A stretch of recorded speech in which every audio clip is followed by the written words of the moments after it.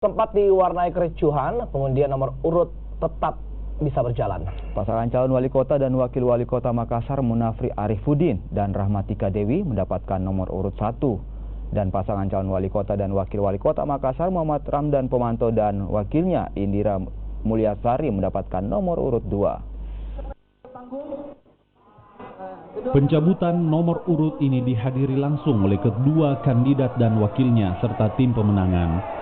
Saat melakukan pencabutan nomor urut, pasangan calon wali kota dan wakil wali kota Makassar, Munafri Arifuddin dan Rahmatika Dewi mendapatkan nomor urut 1. Dan pasangan calon wali kota dan wakil wali kota Makassar, Muhammad Ramdan Pomanto dan wakilnya Indira Mulyasari mendapatkan nomor urut 2. Dari dimana-mana saya katakan bahwa ini adalah pesta demokrasi. Pesta demokrasi namanya pesta semua orang harus bergembira untuk mencari siapa pemimpinnya, siapa yang memberikan ide-ide cemerlang, siapa yang memberikan program-program yang terbaik. Itulah yang dipilih. Jangan ini kita jadi hal yang mencekam. Tidak boleh ada intimidasi di dalam proses yang seperti ini. Selanjutnya saya kira kita akan lebih turun ke bawah. Kita menyentuh masyarakat. Dan saya kira kami orang yang tidak terlalu banyak, tidak ingin banyak bicara. Saya ingin banyak melihat kondisi masyarakat apa yang belum sempurna.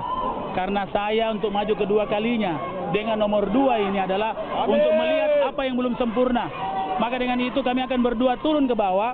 Ketidaksempurnaan itu insya Allah kita akan sempurnakan pada periode kedua. Ini tahap akhir dari pencalonan.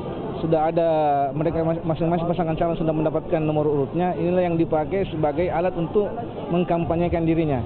Jadi setelah ini adalah masuk masa tahap kampanye. Ya, tahap kampanye itu dari tanggal 15 Februari besok sampai dengan tanggal 23 Juni mendatang. Untuk selanjutnya, kedua calon wali kota dan wakil wali kota Makassar ini dipersilakan untuk melakukan kampanye.